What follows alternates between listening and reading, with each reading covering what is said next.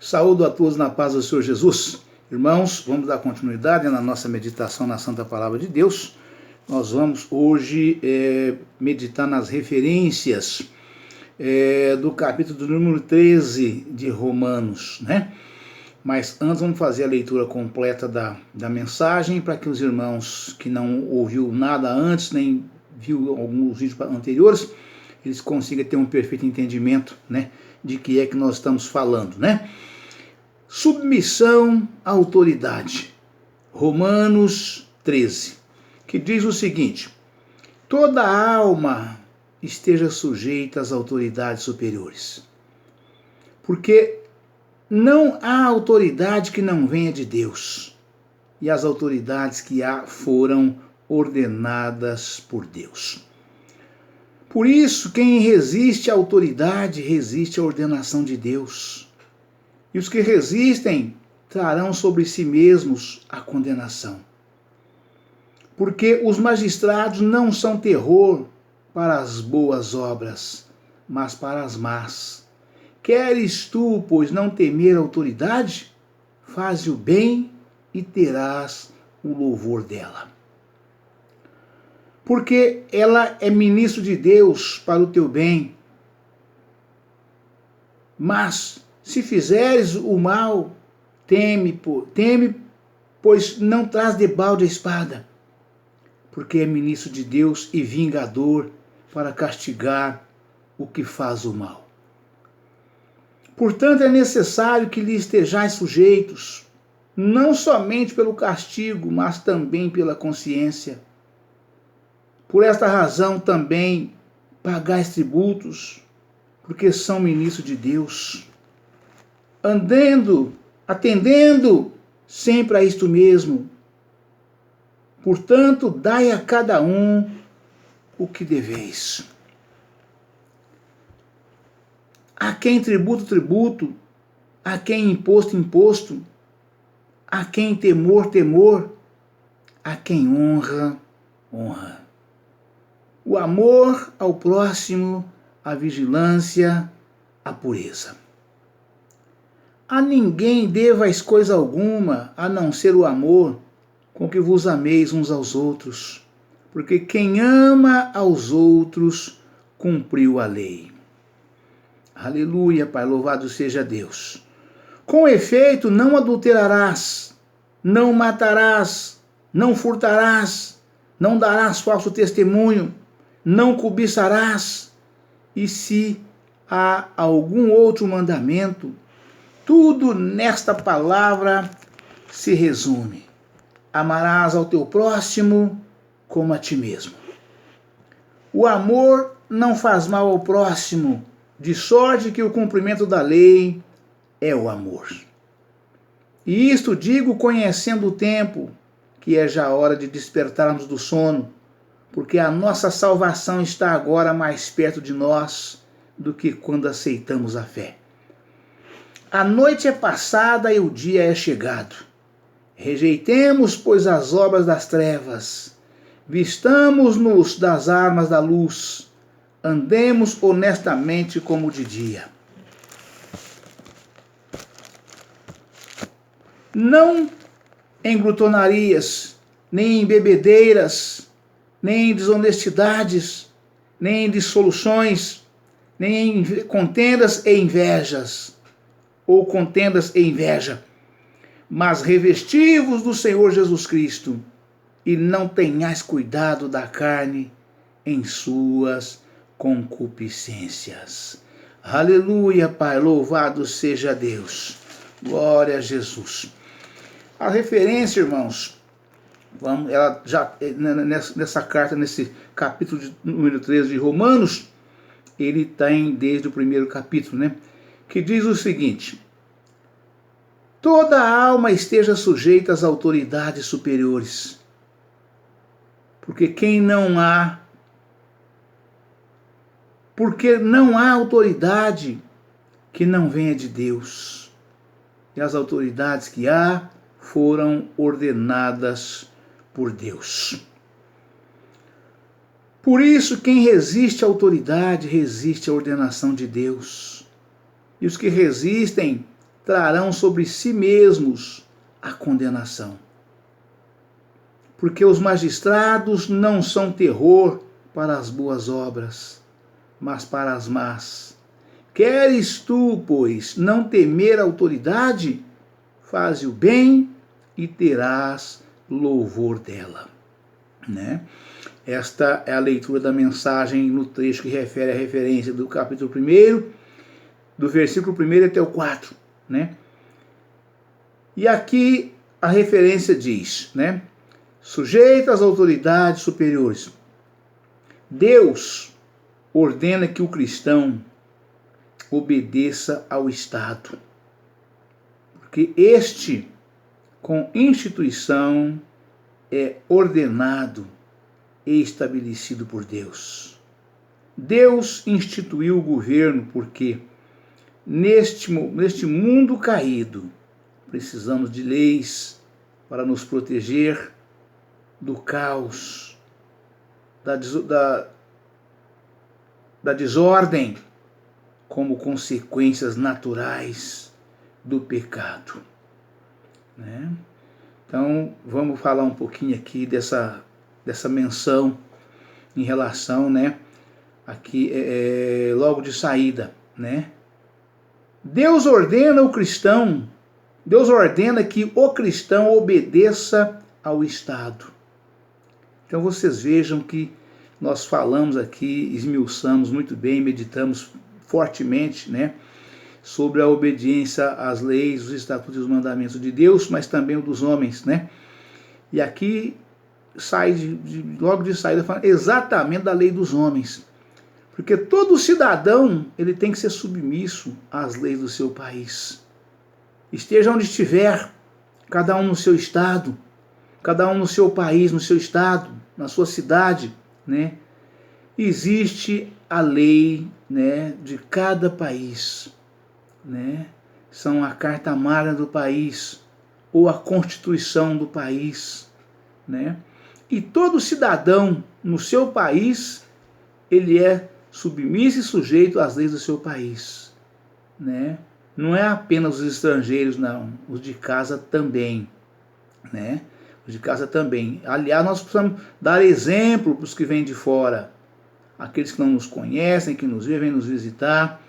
Nós precisamos ser exemplos para eles, para que eles possam, ao voltar para o seu país, para o seu estado e para a sua cidade, consequentemente, né, da sua visita, do seu passeio, do seu trabalho, que passam por aqui, eles têm que levar de nós, né, a melhor impressão possível de cidadãos honestos, honrados, trabalhadores e, sobretudo, ordeiros, né?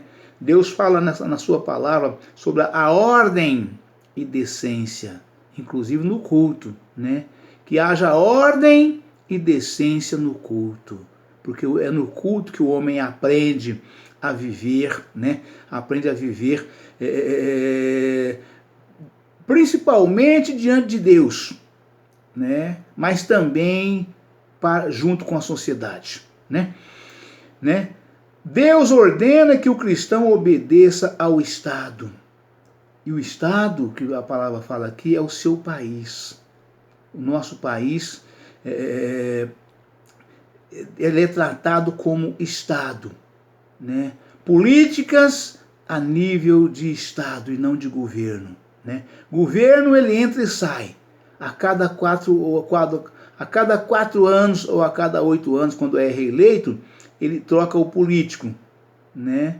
Mas o Estado permanece, o Estado continua, né? Então, políticas de Estado e não de governo, né? Então, a política de Estado é aquela que permanece, que vai passando de um para o outro, vai aperfeiçoando através das leis, através ali das emendas, né? E vai aperfeiçoando a lei que já existe, né?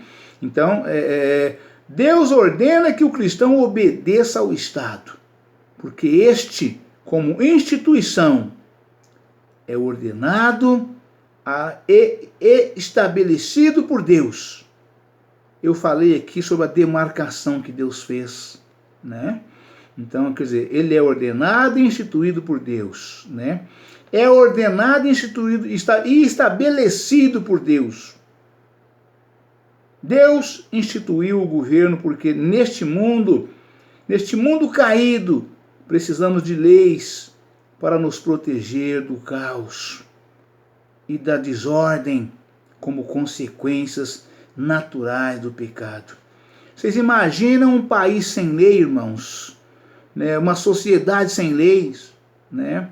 O povo toca fogo no mundo, em todo tempo, em todo momento, em qualquer lugar. Se deixar o povo à vontade, vocês viram o que aconteceu no dia 8 de janeiro em Brasília, né? Foi um caos total, né? Por quê? Né? Porque as autoridades não agiram. Não que não houvesse lei para poder coibir aquilo, né? Tinha sim. As autoridades não agiram e foi o caos total. Coisa terrível. Uma baderna, uma bagunça total que nós envergonhou o mundo inteiro com aqueles acontecimentos, né? Mas graças a Deus, né, as autoridades instituídas após as invasões agiram e botou ordem na casa, né? Mas poderíamos e deveríamos ter agido por antecipação, né, para evitar que tivesse acontecido.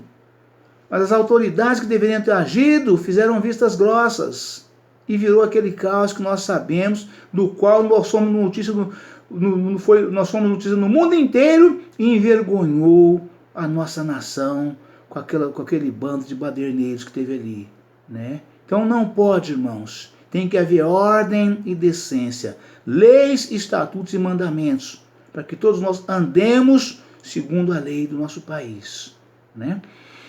Aleluia, Pai, louvado seja Deus. E a palavra, precisamos de leis para nos proteger do caos e da desordem como consequências naturais do pecado. Primeiro, o governo civil, assim como tudo mais na vida, está sujeito à lei de Deus, né?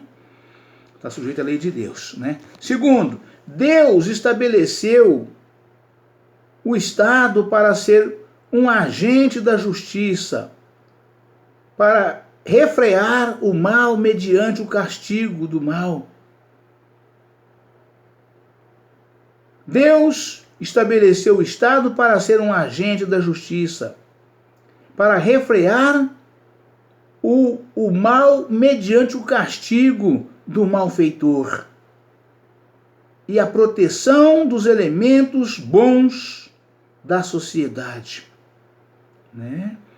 Então você, homem, você, mulher brasileira, brasileiros e brasileiras, né, que participaram do 8 de janeiro, ou que não participaram, mas que concordaram, que aceita, que acha que foi justo, que foi legal.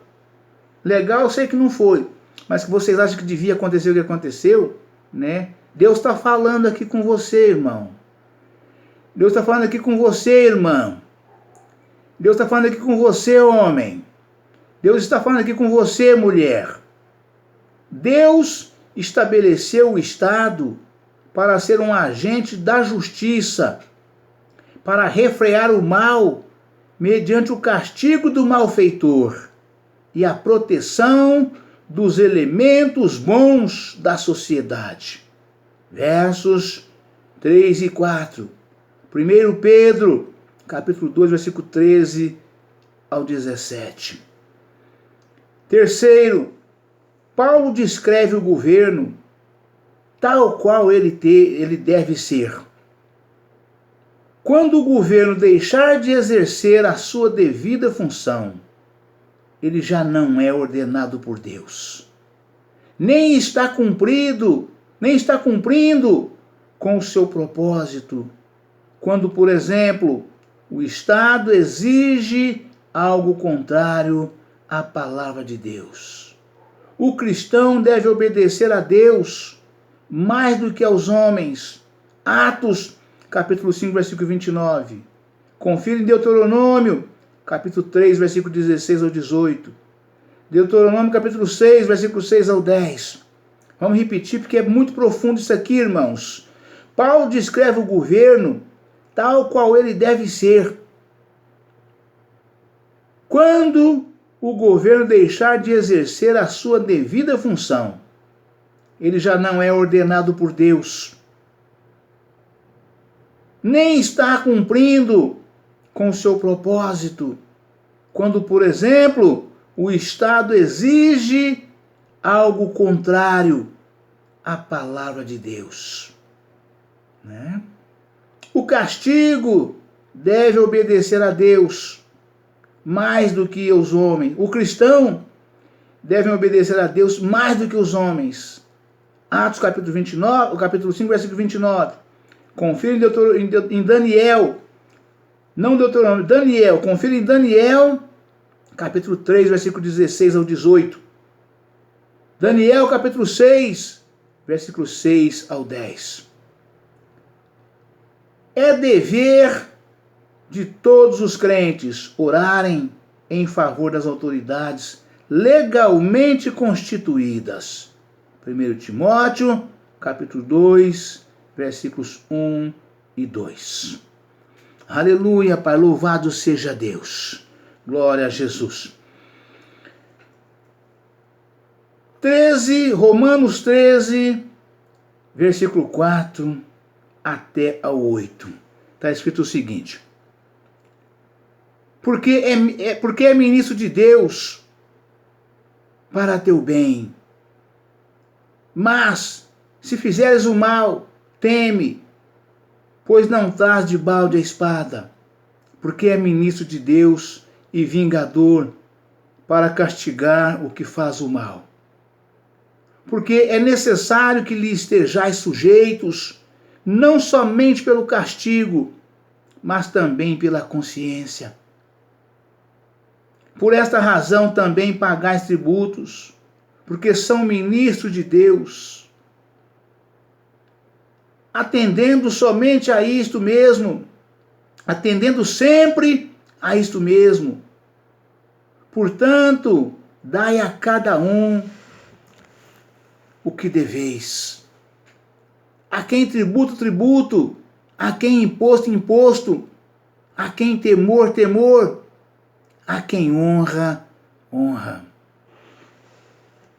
Aleluia, Pai. A espada.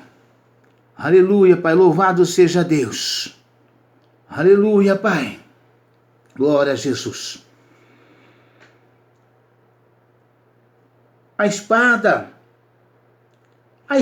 é frequentemente associada à morte. Como instrumento da sua execução, Mateus, capítulo 26, versículo 52. Lucas, capítulo 21, versículo 24. Atos, capítulo 12, versículo 2. Atos, capítulo 16, versículo 27. Hebreus, capítulo 11, versículo 34. Apocalipse, capítulo 13, versículo 10. Deus claramente ordenou a execução de criminosos perigosos, autores de crimes hediondos e bárbaros. Gênesis, capítulo 9, versículo 6. Números, capítulo 35, versículo 31 ou 33. Vou repetir essa menção aqui, porque este assunto no nosso país ele é muito polêmico, né? Porque o Brasil não tem pena de morte, né? O Brasil não tem pena de morte, nem de prisão perpétua, né? Embora muitos pedem, há plebiscitos sobre este assunto, mas a nossa Constituição não ordena nem pena de morte, nem prisão perpétua, né? A não ser que votem as leis, debatem as leis com a sociedade, passem pelo Congresso e aprovem, né? E aí o Brasil terá tanto uma coisa quanto a outra, mas hoje não tem nenhuma e nem outra. Mas aqui a palavra fala, né? A espada, né? Romanos capítulo 13, versículo 4. né? A espada é frequentemente associada à morte, como instrumento da sua execução. Mateus capítulo 26, versículo 52. Lucas capítulo 21, versículo 24. Atos capítulo 12, versículo 2. Atos capítulo 16, versículo 27. Hebreus capítulo 11, versículo 34. Apocalipse capítulo 13, versículo 10. Deus claramente, presta bem atenção, irmãos, Deus claramente ordenou a execução de criminosos perigosos, autores de crimes hediondos e bárbaros. Gênesis, capítulo 9, versículo 6.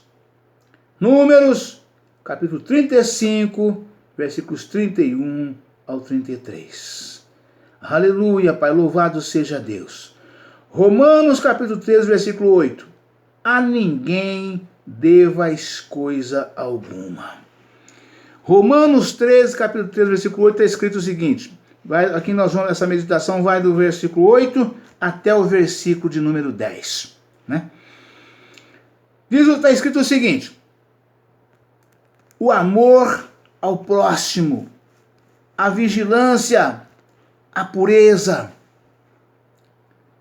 A ninguém devais coisa alguma, a não ser o amor com que vos ameis uns aos outros. Porque quem ama aos outros, cumpriu a lei. Com efeito, não adulterarás, não matarás, não furtarás, não darás falso testemunho, não cobiçarás. E se há algum outro mandamento, tudo nesta palavra se resume. Amarás ao teu próximo como a ti mesmo. Aleluia, Pai, louvado seja Deus. Vamos para a referência em si, né? Aleluia, Pai, louvado seja Deus. A ninguém devais coisa alguma, 13:8 até o 10. O crente não deve deixar de pagar suas dívidas. Isso não significa que é proibido tomar emprestado do próximo. Em caso de necessidade, em caso de necessidade grave, né? Vamos repetir. O crente não deve deixar de pagar suas dívidas. Isso não significa que é proibido tomar emprestado do próximo, em caso de necessidade grave. Confira em Êxodo, capítulo 22, versículos 25. Salmos, capítulo 37, versículo 26. Mateus, capítulo 5, versículo 42. Lucas, capítulo 6, versículo 35. Por outro lado, a palavra de Deus reprova o ato de contrair dívidas por coisas desnecessárias, bem como ficar indiferente quanto ao resgate delas. Vamos repetir porque é importante que haja um perfeito entendimento de um homem de um modo geral, né? A palavra fala, a ninguém devais coisa alguma. Então eu não posso pedir emprestado? Pode e deve se você tiver necessidade grave. É melhor que você vá pedir emprestado num banco, numa financeira, mas você pode pedir também para o seu próximo, né? Por algumas razões, por muitas razões, por N razões, você não pode pedir ao banco nem uma financeira. Você pode e deve pedir para o seu próximo, sim, né? E preferencialmente os da sua igreja, né? Primeiramente os da sua casa, sua própria casa, né? Os da própria casa não tem que esperar você pedir, não. Eles viram que você está passando por necessidade, tem que socorrer. Os da família, os de dentro de casa, né? Pai, mãe, filhos e filhas, né? Netos e netas, genros e nós, irmãos e irmãs, você tem na sua mão, né? Você é da mesma casa, Você não precisa nem esperar pedir, né? Mas você é o lugar certo de pedir emprestado, é num banco ou numa financeira. Mas você pode e deve também pedir ao seu próximo, sim, por que não? Né? A palavra nos orienta exatamente nesse sentido, né? Aleluia, Pai, louvado seja Deus, né? Aleluia, Pai. A ninguém devas coisa alguma. O crente não deve deixar de pagar as suas dívidas. Isso não significa que é proibido tomar emprestado do próximo em caso de necessidade grave. Confira em Êxodo capítulo 22, versículo 25. Salmos capítulo 37, versículo 26. Mateus capítulo 5, versículo 42. Lucas capítulo 6, versículo 35. Por outro lado, a palavra de Deus reprova o ato de contrair dívidas por coisas desnecessárias, bem como ficar indiferente quanto ao resgate delas. Ou seja, você pede emprestado e não paga? Deus está te falando com você aqui. Você pediu emprestado, deu um prazo para você pagar, você é obrigado, né, a lutar, né, espernear, fazer o possível e o impossível para você pagar a sua dívida, né?